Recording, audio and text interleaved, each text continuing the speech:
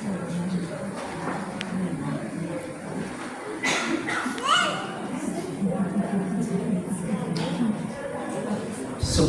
pujian yang indah diberkati oleh Tuhan. Shalom.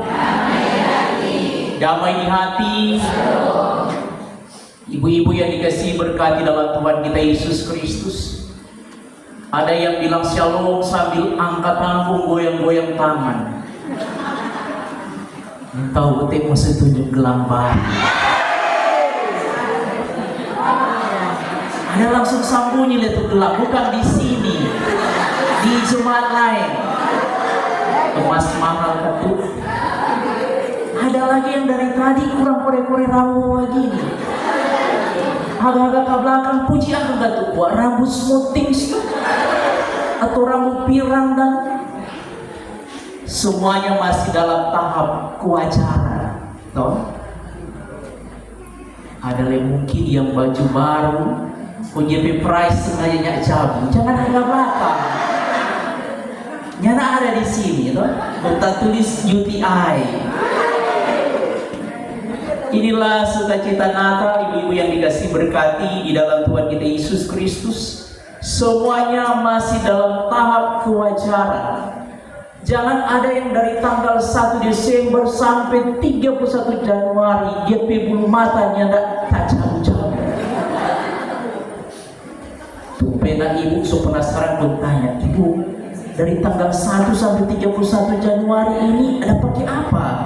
Bulu mata nak cerita cabut Alteco.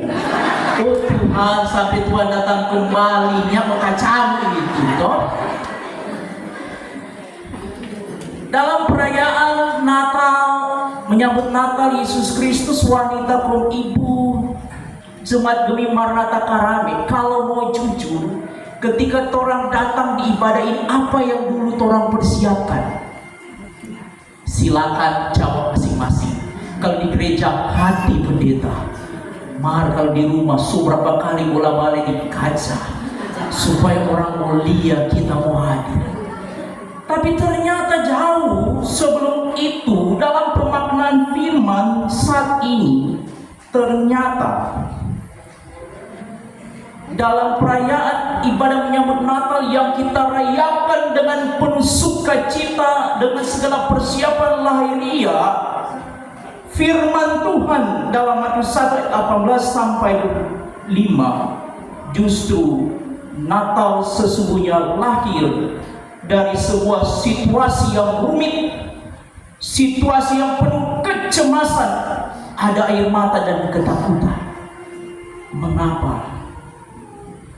Karena Maria dan Yusuf tidak mengerti tentang maksud Allah yang besar lewat peristiwa mengandung dari Roh Kudus.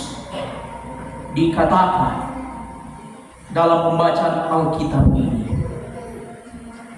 jika dipandang dari sisi sosial yang ada pada waktu itu, Maria hamil di luar nikah. Ibu-ibu yang dikasihi dan berkati dalam Tuhan, ketika situasi diperadabkan kepada perawan Maria, maka ini menjadi sebuah rasa ketakutan. Takut dia akan ditinggalkan oleh tunangannya Yusuf, takut dia tidak mampu untuk mempersiapkan diri sebagai rencana keselamatan Allah.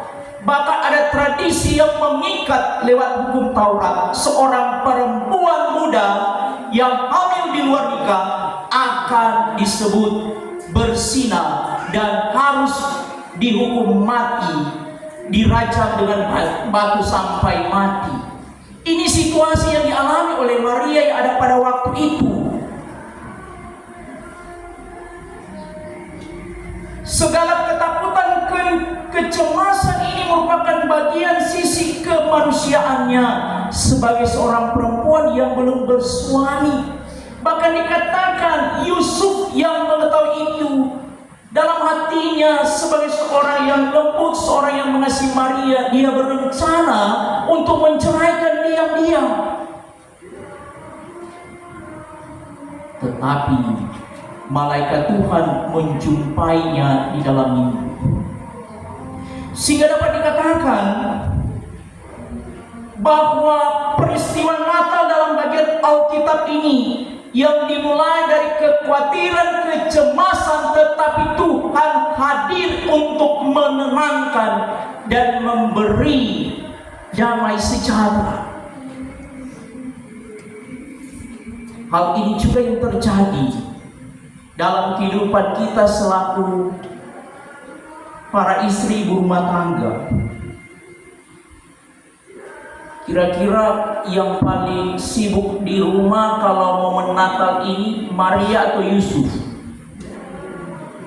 Maria, para ibu-ibu mulai mempersiapkan segala sesuatu, mulai membersihkan rumah, bahkan ada rencana untuk mempersiapkan kue Natal, bahkan juga mempersiapkan makanan pada acara Natal nanti. Semua persiapan ini dipikirkan. Kira-kira yang stres Maria atau Yusuf? Dua.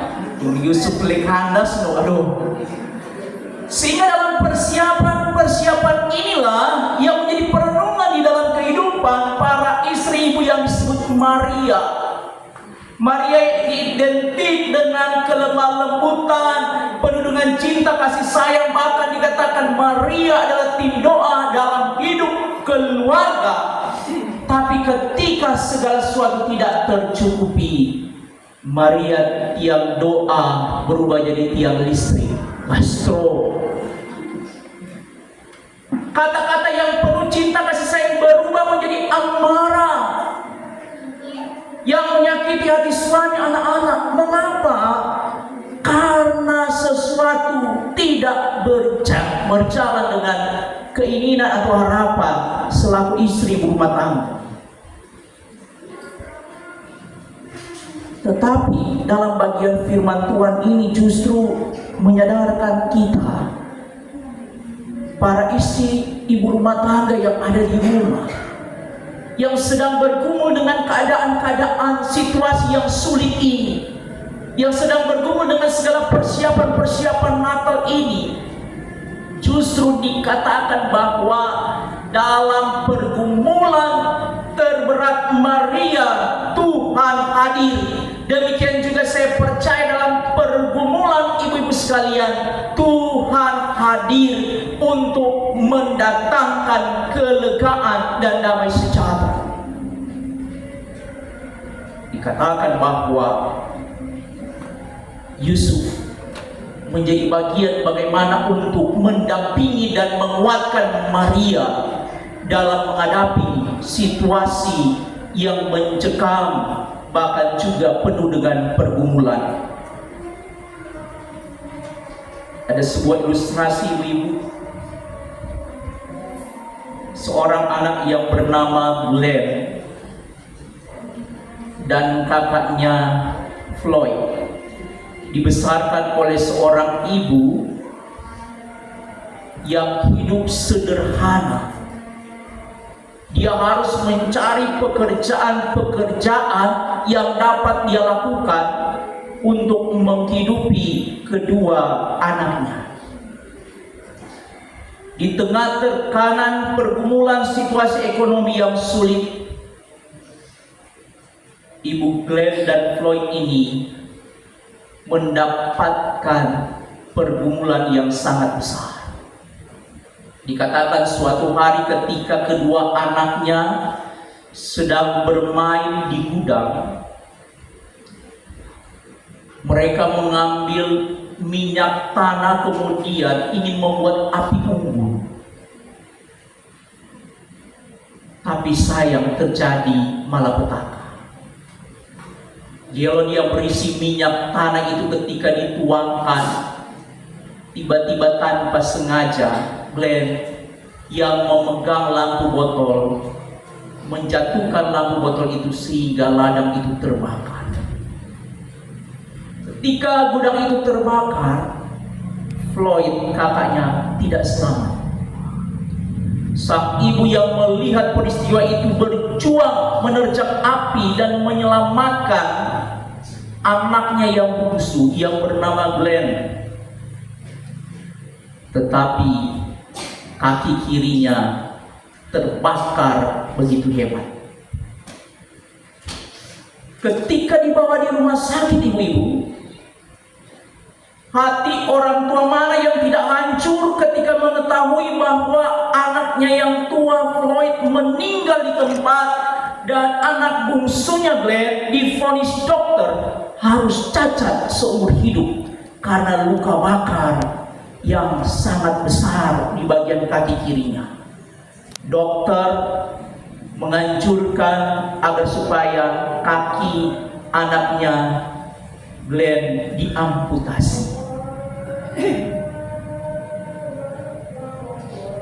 Masih berbeban duka, dia harus dihadapkan dengan kenyataan anaknya kakinya harus diamputasi. Kira-kira jika peristiwa ini terjadi dalam kehidupan para ibu-ibu sekalian yang merasakan bukan hanya pergumulan yang bertubi-tubi, tapi sebuah beban yang serasa sebagai seorang istri, seorang mama di titik nadir tidak mampu menghadapi persoalan. Apa keputusan dari Bu Glenn? Bu Glenn mengatakan, dokter, jangan amputasi kaki anak saya. Semoga Tuhan menolong. Kata-kata yang sederhana, tetapi dibalut dengan air mata, penuh dengan doa dan permohonan. Dan memang benar, ibu-ibu, 2 bulan, 3 bulan berlalu sesudah kecelakaan itu, kaki anaknya Glenn mulai membaik, tetapi akibat banyak jaringan yang rusak, kakinya harus pincang 2 inci, tidak seimbang dengan kaki kanan. Dan Glenn pun harus hidup di kursi roda. Situasi-situasi yang begitu buruk ini tidak membuat Ibu Glenn menyerah. Jika anaknya harus hidup di kursi roda, dia pun harus berjuang paruh waktu untuk bekerja, bahkan melayani anaknya yang sakit ini. Berbulan-bulan, bertahun-tahun berlalu, sang anak Glenn mulai berjalan. Dan ini menjadi kekuatan doa dalam kehidupan seorang mama yang tidak pernah berjuang untuk anaknya. Ketika dia mulai berjalan, dia mulai melatih diri untuk berlari. Dan tahukah ibu-ibu yang dikasih berkati dalam Tuhan, tahun 1930 Glenn Cunningham tercatat sebagai pelari maraton terbaik di dunia. Amin. Tidak ada yang mustahil bagi Allah, sekalipun bagi kita mustahil. Dari ilustrasi ini menjadi sebuah tanda di dalam kehidupan lewat perayaan ibadah menyambut Natal wanita kaum ibu jemaat Maranatha Karami. Mengapa kita bertahan dan berjuang dalam situasi keadaan yang sulit? Baik keadaan yang sulit menekan tanggung jawab kepelayanan komisi dan UPK, keadaan yang sulit dalam kehidupan hidup rumah tangga kita, bahkan juga keadaan yang sulit menekan ekonomi keluarga. Apa alasan para ibu-ibu bertahan? Firman menjawab, kiranya jadi padaku seperti yang Tuhan inginkan. Jika ini memang proses yang diizinkan oleh Tuhan, maka Tuhan pun mengubah keadaan kehidupan dari Maria dan Yusuf, di mana ketika mereka berpikir bahwa ketika mengandung dari Roh Kudus, mereka akan mengalami musibah, mereka akan mengalami kemalangan, mereka akan mengalami malapetaka, tetapi ternyata tidak sesuai dengan pikiran secara manusia. Terkadang pun para istri ibu rumah tangga, sesuatu belum terjadi, tetapi pikiran kita mengantar kita hidup dalam kekhawatiran, hidup dalam ketakutan. Tapi firman mengatakan, di tengah kekhawatiran, ketakutan, jika Tuhan ada, maka ada ketenangan dalam kehidupan kita.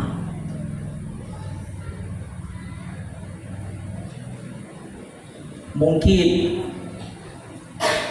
hari ini dalam perayaan ibadah menyambut Natal Yesus Kristus wanita kami bujebat demi Maranatha Karami, kita sementara menghadapi situasi seperti Maria, bahkan juga mama dari Glenn Kuniham ini. Ada hal-hal yang berat yang menekan, bahkan mungkin kita sedang memikul beban yang tidak ada orang lain tahu, hanya hati dan pikiran kita yang mengetahui itu. Bahkan juga mungkin ada di antara kita yang bergumul di hari Natal ini. Jangankan kue Natal, makan minum saja tidak ada. Di hari Natal ini jangankan baju baru,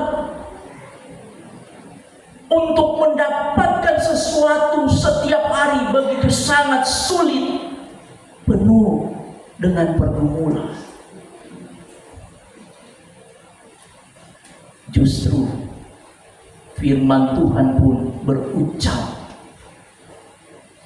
jika Tuhan mengizinkan kita ada dalam perayaan ibadah menyambut Natal ini, berarti sekali-kali Dia tidak akan membiarkan kita selaku istri untuk suami, mama untuk anak-anak, tetapi penjagaan dan perlindungan Tuhan akan tetap dianugerahkan dalam kehidupan ibu-ibu sekalian.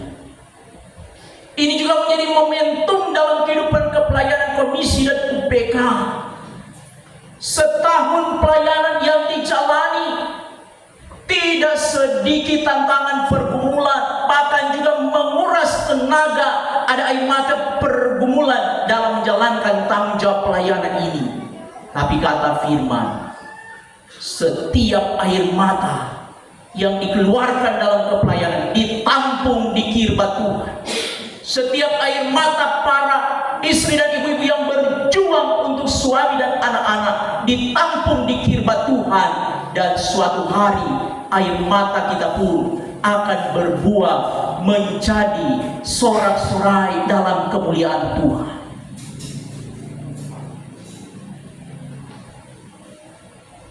Apa pesan Natal dalam kehidupan kita selaku ibu-ibu yang ada di jemaat Gemi Maranatha Karami?